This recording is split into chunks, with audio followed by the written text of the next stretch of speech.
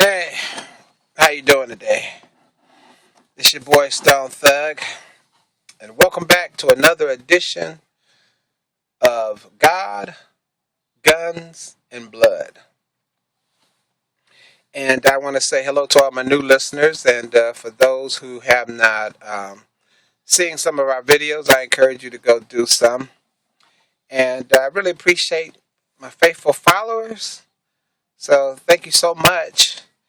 If I'm not signed up to your site, by all means, let me know how I can subscribe to your individual uh, site so that, we can keep in contact. I want to know what you're doing too. It's not always about me, what I'm thinking about. And if you have some show ideas or things that you're interested in, things that you would like to ask me, this is Stone Thug. Ask me. I do many things. Those of you who know, you Google me. But we deal with poetry, movies, writing, uh, music of all kinds, rap, regular standard music, rock and roll, even some country. Matter of fact, my new CD that's about to come out, a new single, it's a rock country song, the first one, and then the other one I'm working on is a rap rock. So I know it's kind of odd, but I like to mix it up. So anyway, check it out. See if it's something you can deal with. But I'm very eclectic. I have lots of genres of music that I work with and deal with. I even wrote a Disney song once. So I like music. Anyway, on the last episode of God, Guns, and Blood, I told you that this show would be about uh, Jesse Jackson and Al Sharpton and why the right don't like them. And that's actually a loaded question because to tell you the truth, I'm one of the right.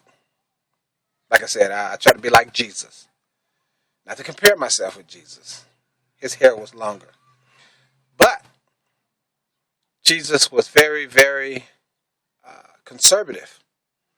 At the same time, he was very, very liberal and progressive in certain areas too. Well, they'd be considered liberal and progressive today in the world we live in now because a lot of them in my party, people have just lost their minds.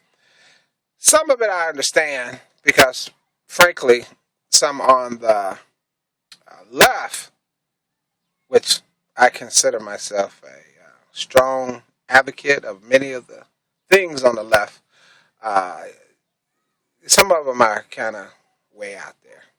I think they know that.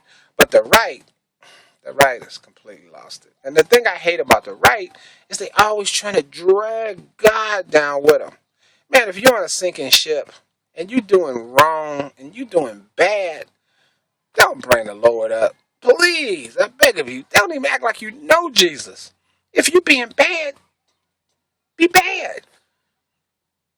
A friend of mine at my old church used to say, you can be as bad as you want, but God, remember this, He knows the back of your head. You know, when you're sneaking out of a place, the back of your head. Like your mom or your family can spot you. God, He knows. So don't bring God into. That's the one thing I hate about the right. Yes, I'm for the right. I'm part of the right. But it's wrong when you know you're being wrong and you know that you are in error, yet because of your own stubbornness, your own selfishness, your own personal prejudices, you insist that you're right. And you insist that God is with you. That's part of that dumb gene. Part of the dumb gene. You need to fight that. You need to resist that. Because that's the devil. Oh, yeah, stubbornness. Oh, man, it's got to be like a key component of those who believe in God, that has to be a key component of their failure. Yeah. And that's part of why a lot of people on the right are such a joke to people on the left. A joke. That's why the rise of different religions and things are so opposed to Christianity. It's not because the world is a darker, meaner, hateful place. It's because Christians have failed. In a lot of ways, they have failed. Failed religion. The religion itself isn't failed, but the people in it. And you say, Stone Thug, what are you talking about? You can't talk about religion. I'm talking about politics. Look, I love the Lord Jesus Christ. But when I screw up, and in the midst of screwing up, I say, I'm a Christian. That's being honest. But at the same time, if I'm proud of my wrong, if I'm proud that I'm racist, if I'm proud that I'm hateful, if I'm proud that I want to see people suffer, that I want to crush them. Now, I'm guilty of it myself. That guy overseas who shot up all those kids, who's on trial right now, I kind of might want to see him suffer. I would like to crush him. I'd like to crush him personally, you know. So I might be being a bad Christian, a bad believer right now. But you can ask the Lord for forgiveness. And then you can acknowledge that, hey, you know that you're not perfect and my thoughts are unpure. I still want to crush the guy. I mean, I think they need to have an old-fashioned, old-school rock throwing and do it tomorrow. A very short trial. I don't believe that for everybody. I believe it for him because he confessed. He shot children. He needs to go. And then he has the audacity to call himself a Christian. That's an utter embarrassment to Christians. But they'd rather talk about some policy Obama don't like, the president, the Constitution, and all that stuff is important. The debt and all of that. But, you know, we need to remember our priorities. The Constitution is a nice piece of paper, but everybody don't live by it. I personally think the Bible is a more important document. But they talk more about the Constitution than they do the Bible. I have a problem with that. But this is God, guns, and blood. So, you know, we cover those things. Besides, I remember who my audience is. Now, to get to the point at hand, Jesse Jackson and Reverend Al Sharpton. I think they don't like them, the right, because they look funny.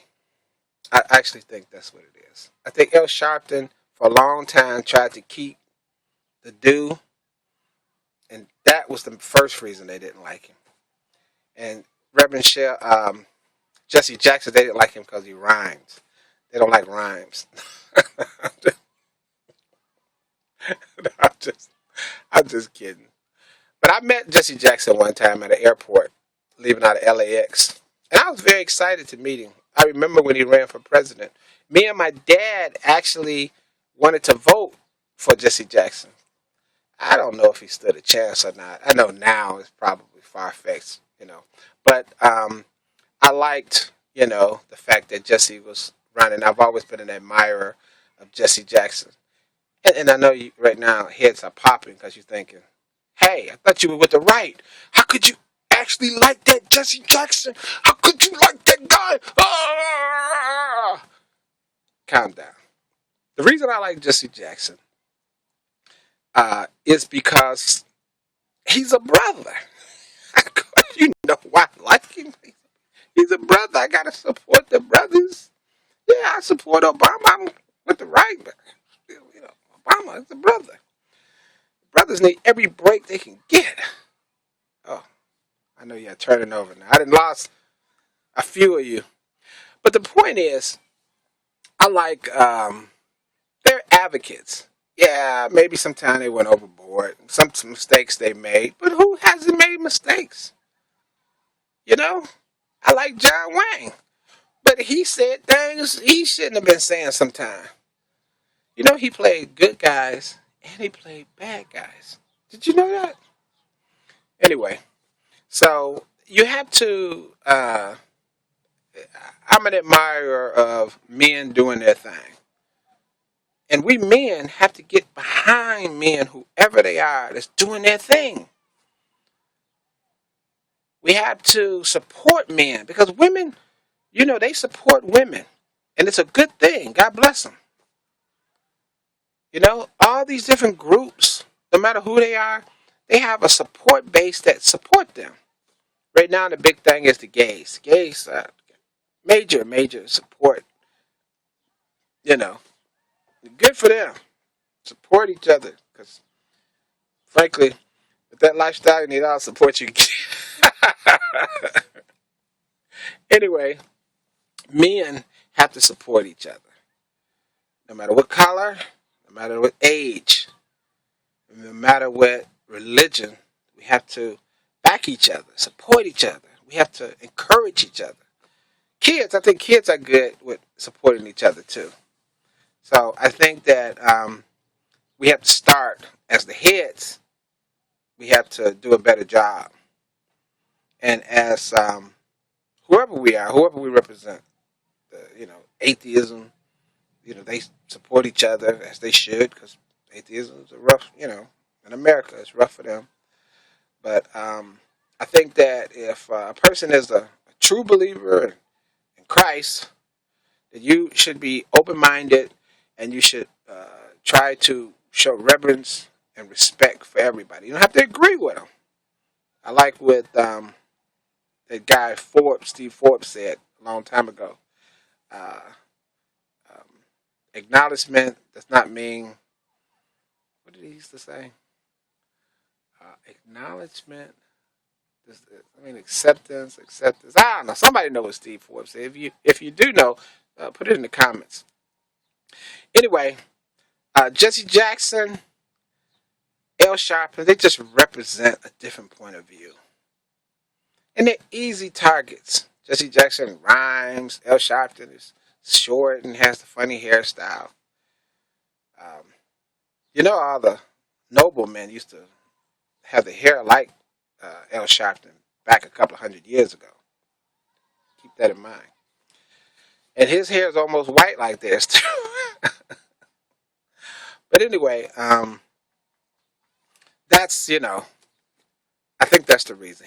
They represent an easy target to represent something that's opposing to the right, and they're heavily into social programs and things of that nature. And a lot of those things the right is opposed to for different reasons. I think they might be motivated by a lot of things. Yes, some racism, some money, some just honoriness. Some people don't want to acknowledge the past.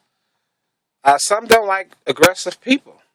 Some still see them as the other side or those people.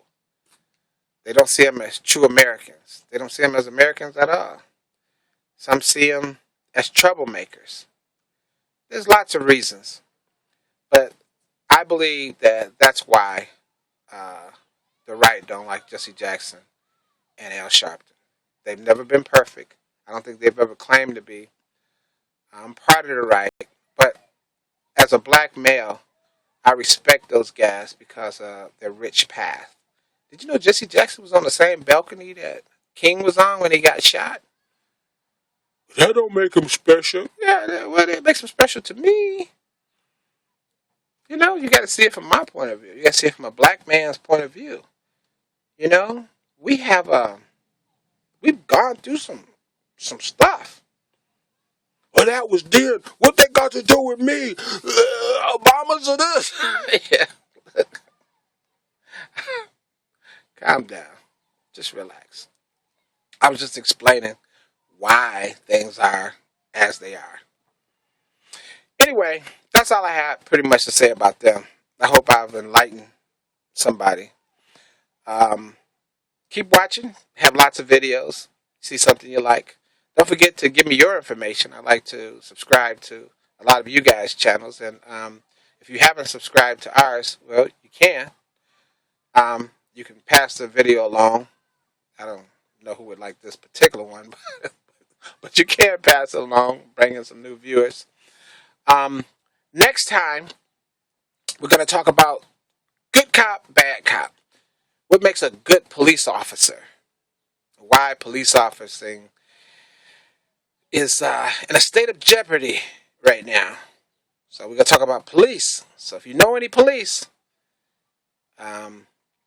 we're going to discuss them. We might talk about the NSA a little bit, security guards. We might talk about the FBI and the CIA and the NSA. But primarily, the police. So, that's a good show. Don't want to miss it. Stone Thug. Talking about those guys. The police. What makes a good cop makes a bad cop. I guess we can say the good, the bad, the ugly cop. They got some cops that are not too good looking. Actually, you don't really notice a cop's face too much, do you? It's just their uniform. Okay, so until next time, all love. Stone Thug out. And don't forget, I got two new CDs coming out soon. So they're gonna be the bomb. Alright, take a look at some of my old stuff. Take a look at some of my old videos.